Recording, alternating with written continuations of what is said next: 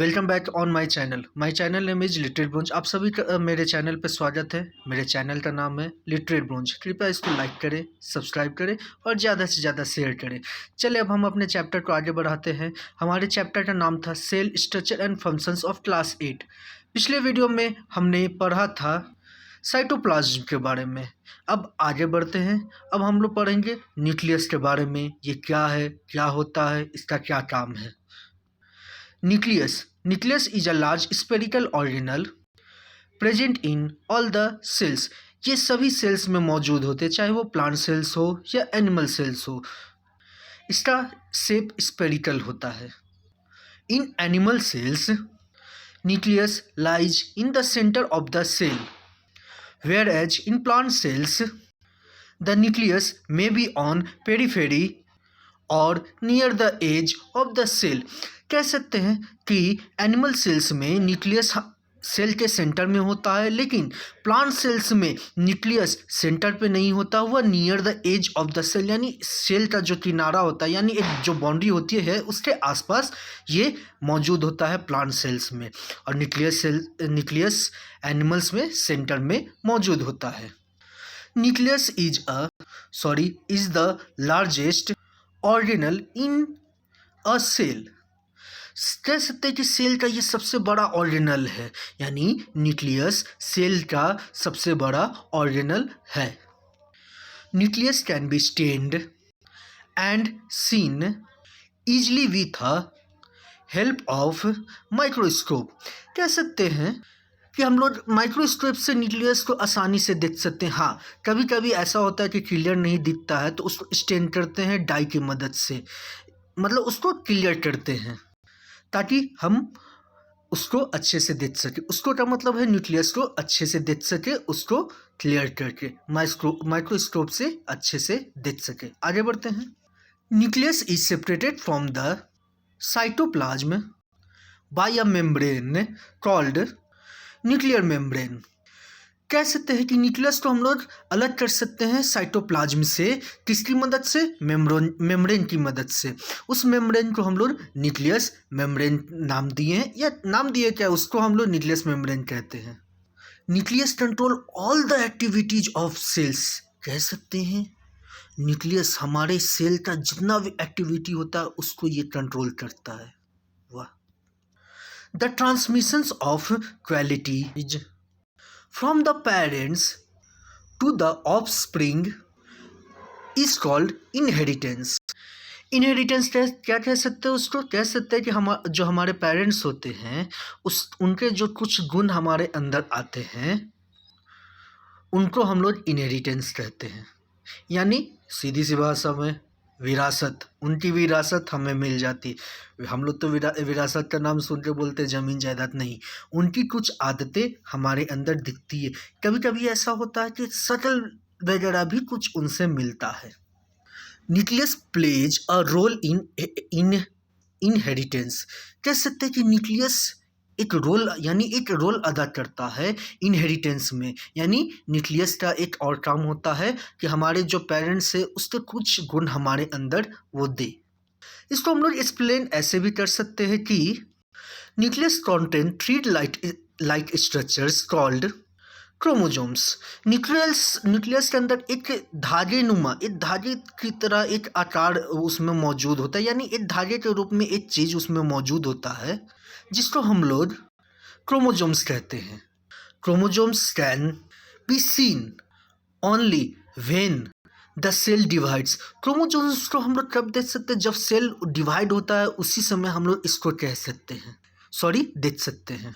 Chromosomes contains jeans. Chromosomes जो होते हैं वह एक जीन्स अपने अंदर अपने अंदर रखते हैं या होते हैं, जो एक इनहेरिटेंस का ही एक हिस्सा होता है। यानी इनहेरिटेंस यानी जो भी उन पेरेंट्स की खासियत होती है वो इन जीन्स के रूप में ही हमारे शरीर में मौजूद होती है। कह सकते हैं कि the functions of chromosomes is to transfer the qualities from the parents to the offsprings through the genes।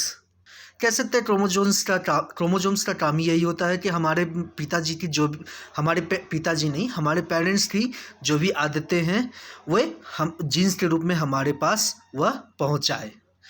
पिताजी माताजी दोनों का गुण हमारे अंदर मिलता है, इसीलिए हम पिताजी तो ना बोलते पेरेंट्स बोले। इसी को हम लोग इनहेरिटेंस भी कह सकते हैं, यानी द प्रोसेस ऑफ इनहेरिटेंस भी एक तरह से कह सकते हैं।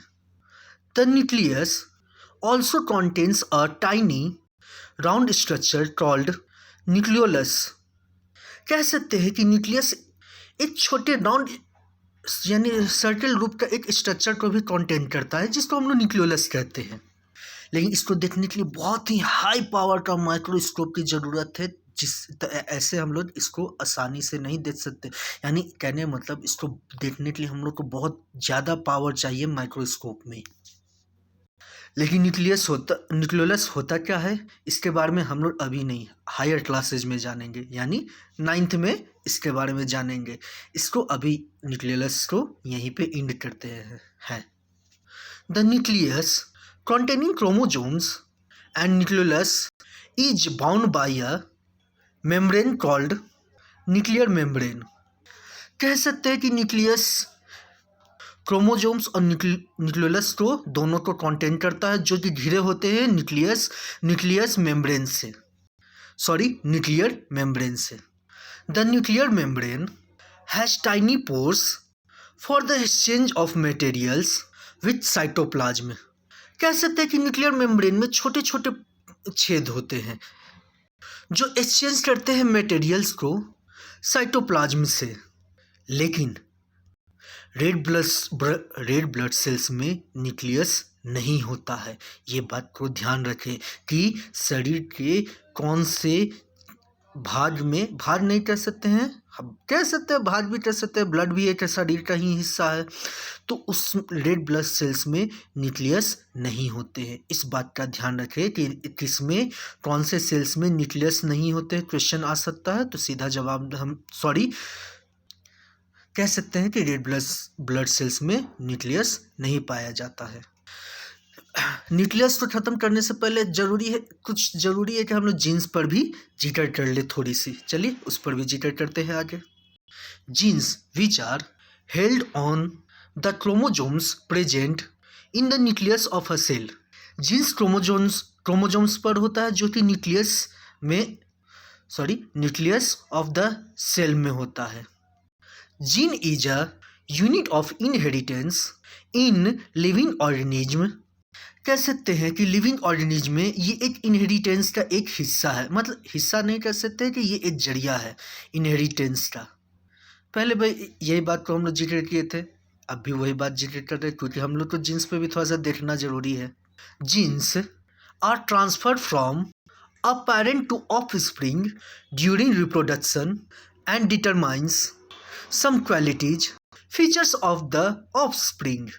जीन्स हमारे शरीर में कब आते हैं? जीन्स हमारे शरीर में उस समय आते हैं जब दो मेल और फीमेल पार्टिकल्स, कह सकते हैं कि मेल और फीमेल आपस में जब एक साथ होते हैं, उस दौरान ये हमारे फीमेल के शरीर में मेल के थ्रू आता है जीन्स, और उसके बाद वही जीन्स उनका विरासत को हम लोगों में, यानी जब हम लोग बच्चे जन्म लेते हैं उस समय कुछ उनके गुण बड़े होने के बाद उनमें दिखते हैं, या जन्म लेने समय भी कुछ हरकतें दिखती हैं। आगे बढ़ते हैं। Thus genes control the transfer of hereditary characteristics from parents to offsprings. कह सकते हैं कि जीन्स कंट्रोल करता है हेरिडेटरी कैरेक्टरिस्टिक्स को, जो पेरेंट्स से ऑफस्प्रिंग में आते हैं। This means that our parents pass on some of their characteristics features to us through their genes. इसमें भी उसी बात को दोबारा रिपीट किया गया कि पेरेंट्स के कुछ गुण हमारे क्या कह सकते हैं कि हम लोग जब बच्चे होते हैं, जन्म लेते हैं, तो उस समय कुछ उनके गुण पेरेंट्स के हमारे अंदर आते हैं। उसी बात को ये दोबारा इस लाइन में बताया गया है। चलिए आगे बढ़ते हैं। It is the genes inherited और received from our parents which are responsible for our various body features. हाँ, ये बात गौर करने की चीज़ है कि हमारे बॉडी का जो भी स्ट्रक्चर जिस तरह से तैयार होता है उसमें हमारे इनहेरिटेंस का भी योगदान होता है। कहने का मतलब जीन्स हमारे पेरेंट्स से कुछ शेप यानी बॉडी स्ट्रक्चर्स को भी कॉपी करता है। हाँ, बॉडी स्ट्रक्चर का कॉपी करने का मतलब नहीं कि पेरेंट्स का हाइट कम है तो ज़रूरी है कि बच्चे की भी हाइट कम होगी। बच्चे की भी हाइट बड़ी हो सकती है, लेकिन कुछ बोलने का ढंग, चेहरे का शेप कुछ मिलता जुलता उनसे रहता। हाँ, कभी कभी तो ऐसा होता है कि हाइट भी दोनों की मिलती रहती है। पेरेंट्स अगर नाटे हैं तो उनके जो मतलब विरासत होंगे, आने वाले बच्चे होंगे वो भी नाटे हो सकते हैं, लेकिन ये 100% ये बात श्योर नहीं है। दूसरी भाषा में हम लोग इसको ऐसे भी कह सकते हैं कि it is the genes on the chromosomes which decides all sort of things about us. See the color of eyes, the look of our hair, the shape of our nose, our complexion यानी color of face और skin, our appearance, etc. कह सकते हैं कि genes on the chromosomes ही decide करते हैं कि हमारे आइज का कलर कैसा हो, हमारे बाल कैसे दिखे, नाक हमारी कैसी हो। ऐसे भी हम लोग बचपन किसी भी बच्चे को जन्म लेते समय देते क्या, कभी कभी हम लोग भी ऐसा बोल देते हैं कि बच्चे का नाक जरूर पिताजी पे ही गया होगा। जब देते हैं तो लगता है कि हाँ पिताजी पे गया है जी, या फिर कभी कहते हैं कि आठ तो माता जी पे गया हुआ है। हम लोग भी ऐसा कहते हैं, या हम लोग भी बच्चे होंगे तो हम लोग को भी देख के हमारे जो भी गेस्ट आए होंगे हम लोग तो देखने के लिए बोलते होंगे अरे कलर तो पिताजी पे गया है, कलर माता जी पे गया है। ये सब बातें हम लोग को सुनने को मिलती है, लेकिन ये सब जानते नहीं है कि ये सब आखिर होता कैसे। ये सब जीन्स से होता है। If our father has brown eyes we may also have brown eyes. अगर हमारे पिताजी का आँख अगर ब्राउन हो तो ये हमारे भी आँखें ब्राउन होगी। हाँ, ये मेरा मानना है कि ज़रूरी नहीं है कि पिताजी की आँखें, माता जी की भी आँखें अगर ब्राउन हो तो आपके भी आँखें ब्राउन हो सकती है। लेकिन ये होता कैसे है? Due to the gene of brown eye colour coming from him. कह सकते हैं कि वह जीन, आई का जो जीन है वही हमारे कलर को, हमारे आँख के यानी आइज के कलर को डिसाइड करता है। And if our father has curly hairs we can also say that if our mother has curly hair then we may also inherit curly hair.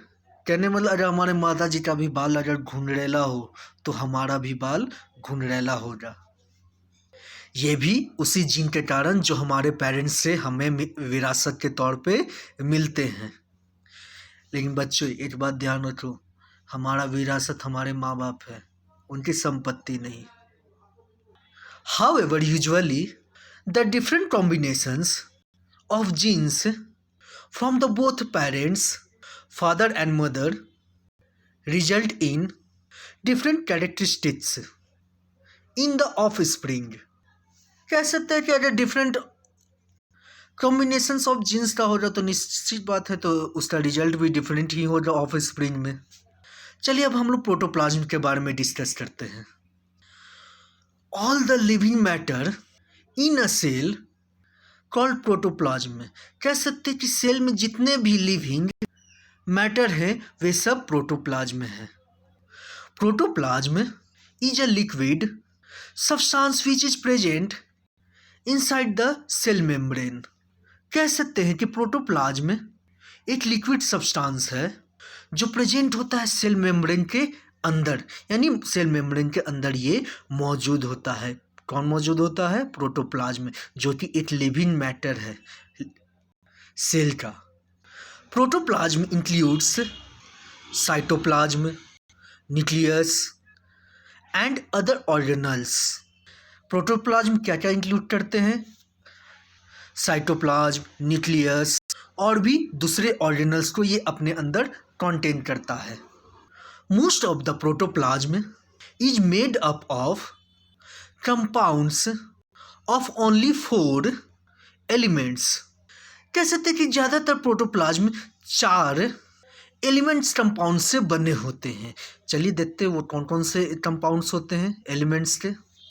पहला कार्बन, दूसरा हाइड्रोजन, तीसरा नाइट्रोजन और चौथा oxygen. इन चारों के मिक्सचर से प्रोटोप्लाज्म बनता है। It also contains some other elements. ये कुछ और भी एलिमेंट्स को इंक्लूड अपने अंदर करता है। Some of the compounds present in protoplasm. कुछ दूसरे कंपाउंड जो प्रेजेंट होते हैं प्रोटोप्लाज्म में, आइए उनके बारे में जानते हैं। कौन कौन से होते हैं वो? Water, carbohydrates, proteins, fats, nucleic acids and mineral salts. ये सब कुछ अदर एलिमेंट्स है जो प्रोटोप्लाज्म में मौजूद होते हैं। मुख्यतः तो 4 होते हैं जिनका हम नाम पहले बता चुके हैं। A unique combinations of elements and compounds provides living nature to protoplasm। ये जो यूनिक कॉम्बिनेशन है एलिमेंट्स का और कंपाउंड्स का, ये प्रोवाइड करते एक लिविंग नेचर यानी एक जीवित नेचर को प्रोवाइड करते हैं प्रोटोप्लाज्म को। हम अपना क्लास आज यहीं ख़त्म करते हैं। अगले क्लास में हम लोग पढ़ेंगे सेल के चौथे पार्ट्स को जिसका नाम है माइटोकॉन्ड्रिया। Thank you. कृपया मेरे चैनल को लाइक करें, सब्सक्राइब करें और ज़्यादा से ज़्यादा शेयर करें।